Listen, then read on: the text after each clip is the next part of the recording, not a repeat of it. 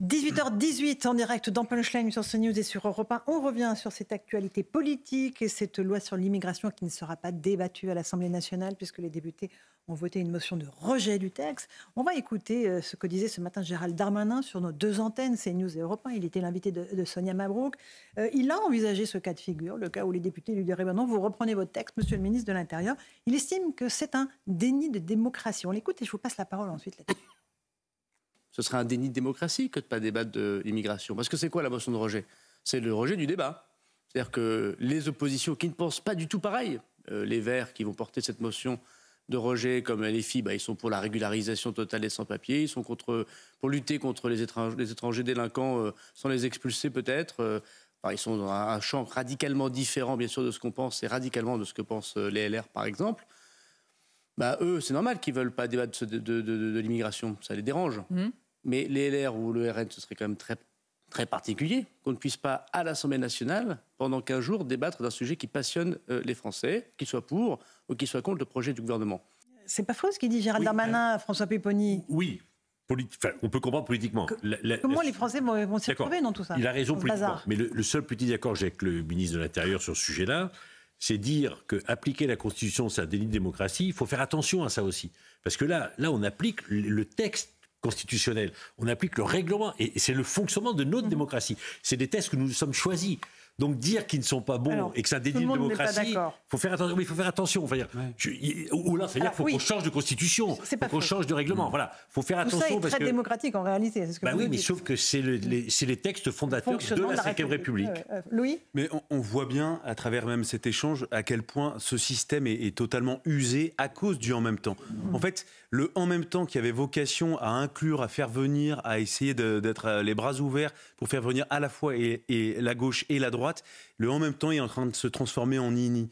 Et c'est ça qui est, je pense, très préoccupant pour Emmanuel Macron, parce que Gérald Darmanin, on l'aime ou on l'aime pas, mais nous on l'a suivi, on a regardé comment il a travaillé au corps objectivement depuis maintenant près de 2 ans, député, sénateur, faire des déplacements, recevoir par dizaines des députés la nuit, le jour. Honnêtement, il n'a pas ménagé sa peine, et je pense que depuis même le début du premier quinquennat d'Emmanuel Macron, jamais un ministre n'a passé autant de temps à essayer de convaincre.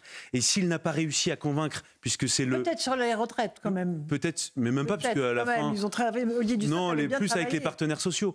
Oui, c'était un peu différent. Et là, c'était vraiment quelque chose de très politique. Et on voit bien à quel point le sujet n'est pas tant le contenu de ce texte. C'est quoi ? Le sujet, c'est politique. C'est purement, à mon avis... De la manœuvre politique. Mais c'est de la manœuvre politique contre Emmanuel Macron. Et je trouve que le piège, entre guillemets, du « en même temps » se referme, en tout cas partiellement aujourd'hui, sur Emmanuel Macron.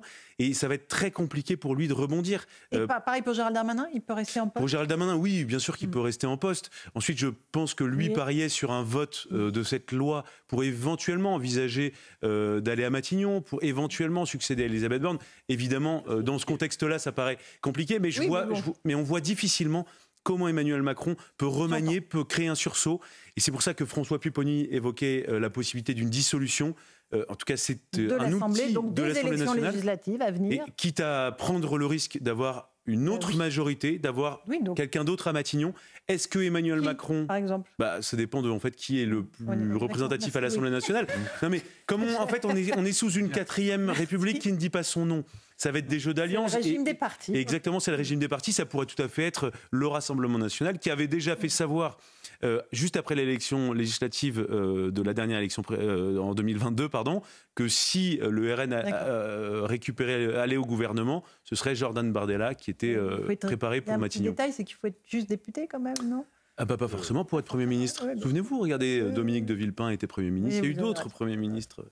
Alors, moi, je voudrais me tourner vers vous, Jean-Christophe Couvi, parce que vous êtes policier. Là, ça veut dire que le texte ne sera pas évoqué, ne sera pas débattu. Qu'est-ce que ça change pour vous sur le terrain, concrètement ? Est-ce que, parce que le ministre de l'Intérieur disait, ça va permettre d'expulser les délinquants étrangers. Ça va nous donner de la force, ça va donner de la force à nos policiers. Et en n'étudiant pas ce texte, on désarme de façon symbolique nos policiers. Qu'est-ce que vous en dites ? Oui, parce qu'en fait, si vous voulez, déjà, ça pose le débat, ce qui est vrai. Ça devait poser le débat. Et après, ça devait aussi influencer et donner une coloration, j'allais dire, politique par rapport à « il faut maintenant agir ». Là, aujourd'hui, c'est le statu quo. Donc, en fait, on reste, on va encore perdre 15 jours, 3 semaines, un mois, blablabla. Voilà, ça va parler. C'est des petites popotes politiciennes pour faire monter les... Je suis d'accord avec vous. Voilà, et c'est terrible. Et en fait, nous, sur le terrain, on attend juste une décision. On attend justement que nos politiques portent leur courage à deux mains et mettent sur la table en disant, voilà, aujourd'hui, on a un problème. Ce problème, comment on fait pour l'analyser? On l'analyse, on prend une décision et on s'y tient. Et encore une fois, on applique la loi. Et nous, on attend que ça, policiers. Parce que nous, on voit effectivement ce qui rentre, on voit ce qui reste aussi, et on voit que en fait, ça ne fait pas cohésion dans la nation. Il y a des problématiques, il y a des gens... On voit bien qu'en ce moment, il faut choisir son camp, c'est les uns contre les autres, et la société part en eau de boudin, c'est pas possible. Et donc, nous, on le voit, tout ça, on le crie, on le hurle, et en fait, on voit bien qu'il y a d'autres intérêts qui sont plus intéressants que j'allais dire, ce que les gens vivent au quotidien. Mais, voilà. et encore une fois, je parlais au début de l'émission du pouvoir d'achat qui reste en tête de toutes les préoccupations des Français. Ouais, et après, sur le déni de démocratie, pour rebondir sur ce que vous dites, M. Pipponi, sur la réforme des retraites, c'est un déni de démocratie aussi ou pas? Non. En fait, la loi, mais nous, on l'a pris en pleine face, hein, parce qu'il n'y a pas eu pareil, on n'en a pas parlé, tout ça. Mais le 49.3, ben voilà, on est capable effectivement de l'envoyer. Et après, quand on dit c'est un déni de démocratie, on dit non, c'est pas vrai, on a respecté la République. Ce qui est vrai là pour ici, la même chose. Après, les règles du jeu sont claires, sauf que les Français ne les connaissent pas. Mais en même temps, on nous enlève toujours les débats. Et on n'a jamais de débat. Et ça, c'est fou. Ça, c'est vraiment un argument qui porte. Il peut y avoir un argument qui porte. François Pipponi. On saisit une commission mixte paritaire. 7 sénateurs, 7 députés se mettent d'accord. Mais il faut qu'ensuite le texte revienne à l'Assemblée pour être voté définitivement. Et là, je pense que s'il y a le 49.3, il y a effectivement le risque d'une motion de censure. Et le gouvernement qui tombe. Sur un sujet aussi explosif que celui-là, on voit bien que les oppositions se sont réunies. Tout est possible maintenant par rapport aux institutions. Rachel Kahn, votre avis sur ce moment de politique intéressant? Parce que voilà, c'est vrai que pour moi, il est en décalage avec les préoccupations des Français. Pour moi aussi. Il n'empêche, c'est un moment politique. C'est un moment politique intéressant, mais effectivement, juste pour rebondir avec ce que disait Louis tout à l'heure sur le travail. On parlait de mérite. Et c'est vrai que Gérald Darmanin est méritant sur cette loi. Il a porté cette loi dans un contexte de rentrée qui est éperdument difficile. Cette rentrée violente avec des attentats, etc. Et il était présent. Et c'est vrai que de porter en fait, c'est comme si nous étions castrés démocratiquement aujourd'hui. Après, c'est intéressant de regarder effectivement les jeux à 8 bandes, 10 bandes, parce qu'on est dans ce moment politique où tous les partis veulent reprendre la main au regard des élections européennes. Voilà. Et ils se sont dit, nous, 2024, il va falloir qu'on reprenne la main sur quelque chose. Voilà. C'est vrai. Éric Revel, vous voulez rajouter un truc? Frontalement, c'est le ministre de l'Intérieur qui prend la porte dans la figure là, ce soir. Mais en réalité, c'est Emmanuel Macron qui la prend indirectement. Et sans doute le couple exécutif. Moi, je suis persuadé, pour aller dans le sens de François Pipponi, qu'en fait, cette motion de rejet qui vient d'être adoptée, c'est l'antichambre de la motion de censure. Ça me paraît mais très clair, parce que je ne vois pas comment, même sur un texte encore plus dur, la gauche, les Verts pourraient voter. Pourquoi le RN voterait une loi immigration plus dure si ça lui retire comment dirais-je, une addition politique favorable pour lui? On voit pas. Pour les LR, alors les LR peuvent peut-être changer un peu de position parce que ce serait... Oui, mais si vous voulez, l'arme de la dissolution de l'Assemblée nationale dont vous parliez, sans doute que ceux qui dérouilleraient, entre guillemets, le plus, ce serait le groupe LR, justement. Alors peut-être qu'Emmanuel Macron va déclencher le feu nucléaire en disant « Vous m'avez fait ça, très bien. Alors, vous étiez combien? 50 ? Vous allez vous retrouver à 10 ou à 20. » C'est possible. Alors il y a aussi, pourquoi pas, ne pas déclencher un référendum sur l'immigration, puisque le président de la République avait demandé aux leaders politiques... Il a déjà dit non. Oui, non. Il ne peut pas dire tout et son contraire en permanence. Non. Et puis il y a quand même un autre sujet, moi, qui me frappe quand même, parce qu'on parle de déni de démocratie, c'est vrai. Moi, je suis persuadé aussi que l'utilisation abusive du 49.3 par Madame Borne porte ses fruits là aujourd'hui sur une loi aussi symbolique que l'immigration, qui déchire à la fois le pays et les groupes politiques, mais quand même, déni de démocratie. Mais pourquoi est-ce que les députés ont déposé 2600 amendements si c'est pour voter dans la foulée une motion de rejet? Il faudra m'expliquer quand même, si vous voulez. Il y a une option qu'on n'a pas envisagée, parce que nous, on explique tous que là, ce qui est en train de se passer, c'est une grave crise politique. Mais il est tout à fait possible qu'Emmanuel Macron se dise, bien, en fait, il ne se passe pas forcément grand-chose, ce n'est pas si grave que ça. Ça serait pas étonnant. Et en fait, non mais parce que là, on raisonne un peu spontanément par rapport à nous, nos perceptions. Mais en fait, il faut envisager cette possibilité. On sait que le chef de l'État, vous avez vu qu'il raisonne un peu différemment des autres. Il a enclenché une autre séquence. Et c'est pas exclu qu'ils disent que le texte aille au bout de son processus et puis on verra à la fin. Il y aura Noël. Non mais attendez, c'est pas impossible qu'Emmanuel Macron. La trêve des confiseurs. La fameuse trêve des confiseurs. Et puis tout est oublié, tout est pardonné.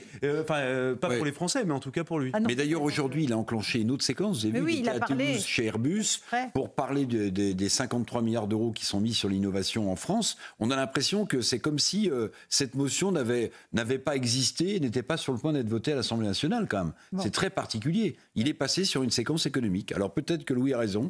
Peut-être que finalement, une fois qu'on aura retiré les cadeaux au pied du sapin, le président de la République nous dira que la vie est belle. Il y a eu d'autres douches froides.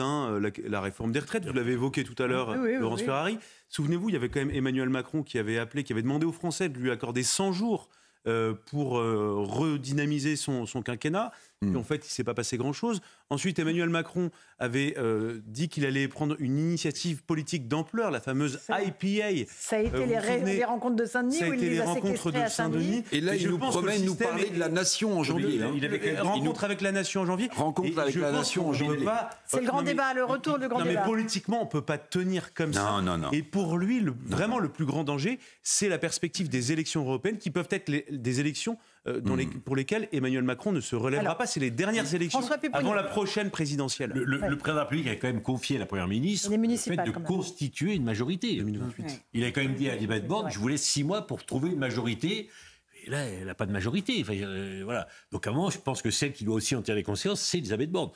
D'ailleurs, il faut que je regarde si elle était présente au banc. Non, il n'y avait que Gérald Darmanin et Sabrina Agresti-Roubache. Voilà, c'est ce que je croyais, mais très significatif. Il n'y avait personne pour le soutenir. Courage Fillon. Voilà, exactement. C'est vrai. C'est pas très louable. Les élections européennes, vous avez raison, Louis, c'est là, 2024. Après, c'est 2027. La présidentielle et municipale, c'est après. Il faut bien avoir en tête, alors pour beaucoup de gens c'est un peu loin, mais en fait les élections européennes seront les dernières élections avant la prochaine élection présidentielle. Donc ça crée une dynamique. Et Emmanuel Macron, et en tout cas pour les successeurs potentiels d'Emmanuel Macron, ça peut être très compliqué de se remettre d'une vraie défaite aux européennes. En tout cas, moi je pense... C'est quoi une vraie défaite? Que le RN soit extrêmement haut? Ce serait un RN extrêmement haut, parce que le RN va s'en servir comme une dynamique pour la suite, et surtout que le RN s'en serve aussi pour parler quasiment exclusivement d'immigration, de souveraineté, balayer tous les arguments d'Emmanuel Macron. Et le pire pour Emmanuel Macron, ce serait que en fait, ces élections européennes et les conséquences des élections européennes balayent totalement, vous savez, même l'idée de ce qu'on pourrait retenir du quinquennat d'Emmanuel Macron, ce qu'on appelle à l'Élysée, l'héritage, legacy comme on dit en anglais. Vous parlez bien anglais, bravo Louis. Mais avec l'accent, faites-le moi avec l'accent. Non mais la question de l'héritage d'Emmanuel Macron, c'est très important. Vous savez, quand vous faites 2 quinquennats, quelle trace il va laisser dans l'histoire? Exactement, la trace dans l'histoire. Et donc moi je pense qu'il ne peut pas, mais bon, ce n'est que mon avis et je ne suis que moi-même. Mais vous êtes Louis de Ragnel, vous êtes extrêmement important, Louis. Mais non, beaucoup moins que vous, chère Laurence. Donc, c'est quoi la réponse à votre interrogation? Mais moi, je pense qu'il y a 2 possibilités. Soit Emmanuel Macron dit, comme pour les précédentes crises, c'est pas grave, on change rien. Voilà. Il est urgent de ne rien faire.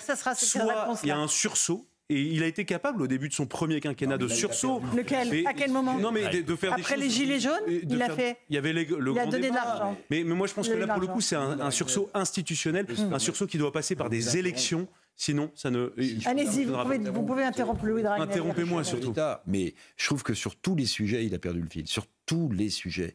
Vous voulez qu'on parle du dossier diplomatique, du Proche-Orient, on ne va pas en reparler. Vous voulez qu'on parle de l'Afrique, vous voulez qu'on parle d'économie, où c'est très difficile pour lui. On dit qu'il est en train de perdre une partie de la confiance des chefs d'entreprise qui disent mais il avait vendu des choses qu'il n'a pas mises en place. Vous voulez, tous les sujets. Le Conseil national de la refondation, il nous donne rendez-vous 100 jours pour dire que tout est stabilisé. Il nous explique qu'il va nous parler de nation. On a l'impression qu'il saute de sujet en sujet parce qu'il s'aperçoit que le sujet précédent est un échec. C'est terrible. Vous n'avez pas tort. Je trouve que pour un gouvernement, ils ne sont pas très unis quand même. Parce que là, laisser le petit Darmanin aller tout seul au perchoir et derrière pas faire bloc, ça prouve bien que, comme on dit souvent, le groupe vit bien. Voilà, mais là, il vit pas bien, il vit mal, le groupe.